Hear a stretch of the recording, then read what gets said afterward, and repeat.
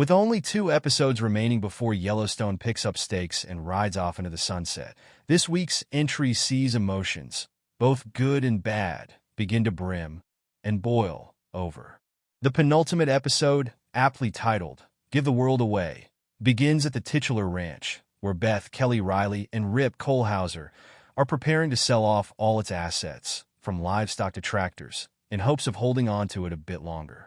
Beth also informs her husband she's off to Texas to ensure his loyal friend, arrogant, hard-partying horse trainer Travis Taylor Sheridan, doesn't screw up the sale of their show steeds.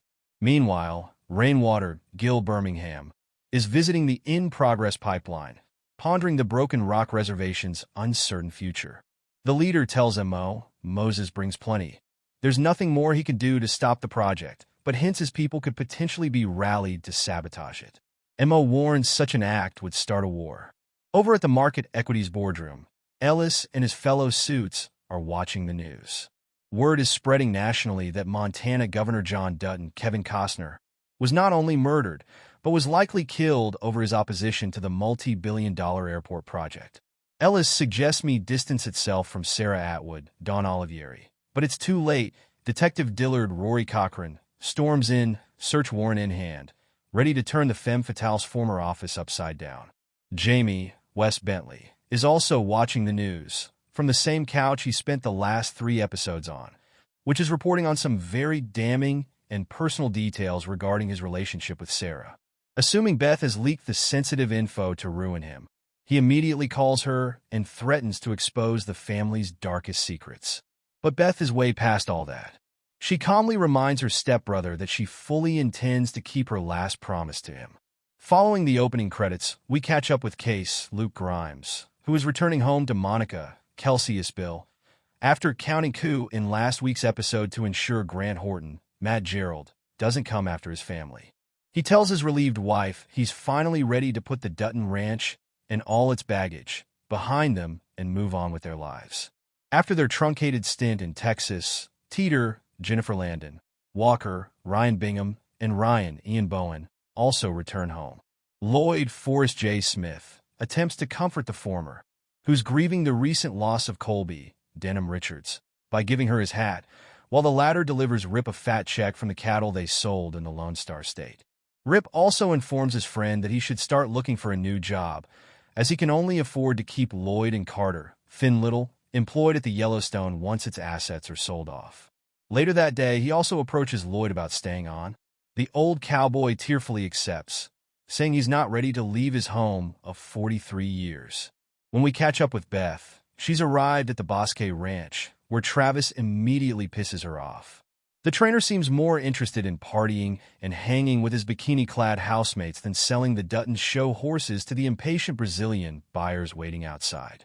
He quickly redeems himself, however, not only putting on an impressive show for the clients, but manipulating the sale with some faux counteroffers to the tune of $3 million.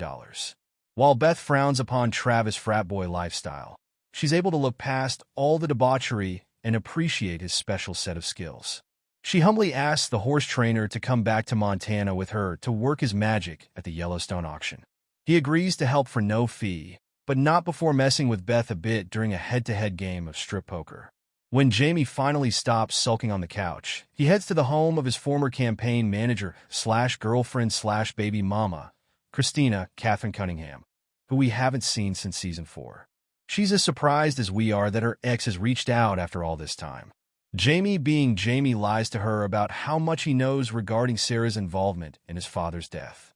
Christina has no love for Jamie, but agrees to help him for the sake of their young son's legacy. She suggests he call a press conference and announce that he's launching his own investigation into the deaths of John and Sarah.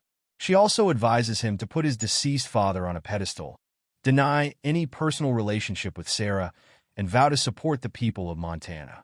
More than all that, she stresses that he must connect Atwood to his dad's murder. Back at the Dutton estate, Beth informs Monica that whatever money they make at the auction will only serve to buy them some time. There's no rescuing the ranch from its financial troubles. Beth and Case also receive word that John's body is ready to be picked up from the coroner's office. To save the grieving siblings some pain, Monica kindly offers to take this difficult task on for them. Despite the sad and somber circumstances, the Duttons hold one hell of a pre-auction bash complete with live country music, free barbecue, an open bar, and plenty of other routine Dutton activities. As the party rages on, Case cryptically tells Monica he has a plan to help secure the ranch's future. "I know in my heart it's going to work, and I know it's the right thing," he says as they share a slow dance. We also reunite with Senator Linnell Perry, Wendy Moniz, who quietly reminisces about John with Beth. The Dutton daughter is planning a small, family-only funeral for her dad, but she wants his former flame to attend. Beth soon pays another kindness, this time to Teeter, who's now wearing Colby's hat and crying in her deceased beau's buck.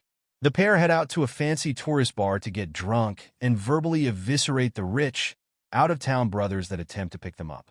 Or as Beth puts it, slice them from pecker to sternum, metaphorically speaking, of course.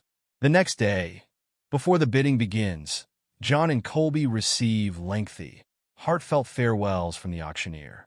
As Teeter runs off in tears, we see recently sold Dutton machinery driven off on the back of trailers. Beth comforts Carter, who's wondering what to do now that the horses are being sold. She gives him a warm kiss on the cheek and playfully tells him to sleep in. But as Case begins to drive off with Monica and Tate, Beth stops in her tracks, says to herself, "Why didn't I think of that?" and runs after her brother's truck. When she catches up with him, she asks, "Who?"